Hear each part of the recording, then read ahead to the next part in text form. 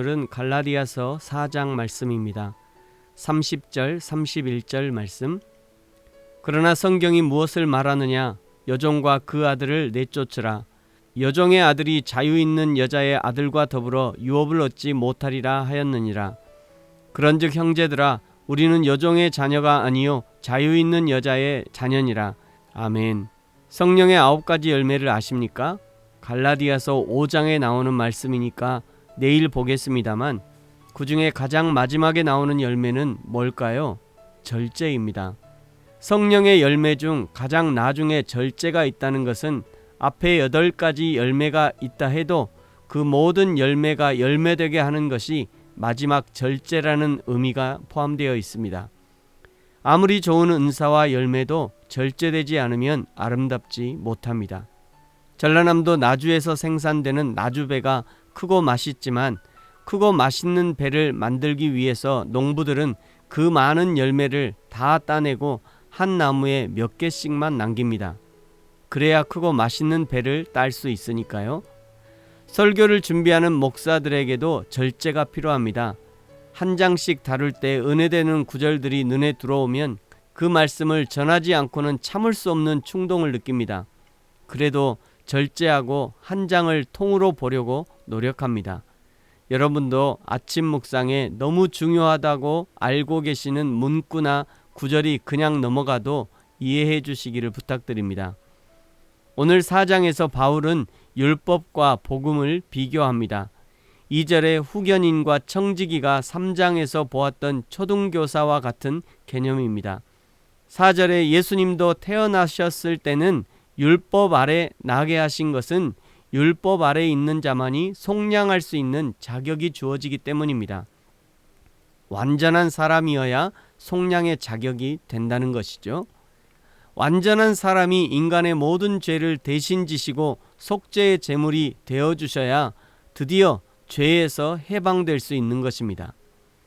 예수님의 대속의 은혜를 입은 사람만이 하나님을 아빠 아버지라 부를 수 있는 것이고 7절 유업을 얻게 되는 것이죠. 그러니까 우리가 구원받은 것은 율법 아래에서는 우리는 이미 죽은 사람들이었지만, 그러나 예수님이 율법을 완전히 이루셨기 때문에 이제 그 대속의 은혜로 산 자들이 된 것입니다.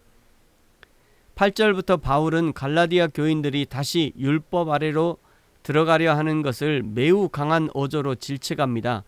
9절 끝에 다시 그들에게 종노릇하려 하느냐? 11절 즉 바울의 수고가 헛될까 두렵다. 12절 나는 너희들이 나와 같이 되기를 원한다. 지금 바울은 예수 안에서 율법의 올무에서 벗어나 완전한 자유를 누리고 있으니까 갈라디아 성도들도 완전한 자유를 누리기를 원하는 것입니다. 그러면서 20절에는 어리석은 갈라디아 성도들을 향해서 언성을 높이려 한다고 말하고 있습니다. 불같이 화를 내서라도 너희들을 이단과 다른 복음에 빠지지 않게 하고 싶다는 것이죠. 여러분은 누구에게 화를 내보셨습니까? 또 누군가에게 불같은 질책을 받아보셨습니까? 둘 다 정말 사랑하는 사람이 아니라면 쉽지 않은 것입니다. 바울이 갈라디아 성도들에게 언성을 높이려 한다는 이 말 속에 바울의 사랑을 엿볼 수 있습니다.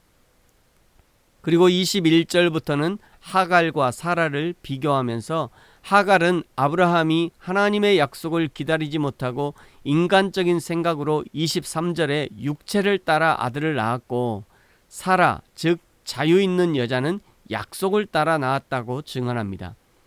그러면서 30절에 아주 강력한 한마디를 던집니다. 그야말로 20절에 있었던 언성을 높인 한마디이죠. 여종과 그 아들을 내쫓으라.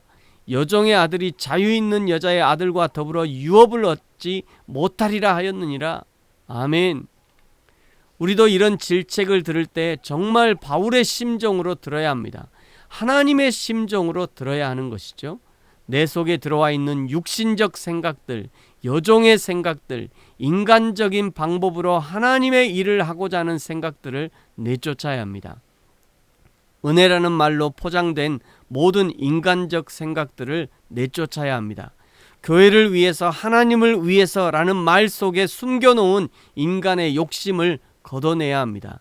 예배라는 형식 속에 묻어있는 세상적 문화를 그 뿌리까지 뽑아내야 합니다.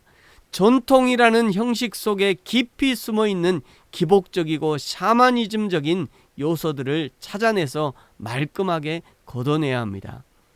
이런 작업이 사실은 상당히 어려운 작업이지만 그래도 그 작업을 해내야 합니다.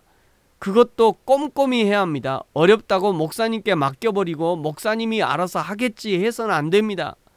신앙생활은 결코 만만치 않습니다. 그러나 눈물을 흘리면서라도 그 작업을 해내야 드디어 나의 신앙이 성장할 수 있는 것입니다. 저와 여러분이 우리의 삶 속에 교묘하게 파고든 여종과 그의 아들 육신을 따르려는 모든 것들을 걷어내고 오직 하나님의 약속의 말씀만을 따르는 저와 여러분이 되어지기를 예수님의 이름으로 축복합니다. 아멘.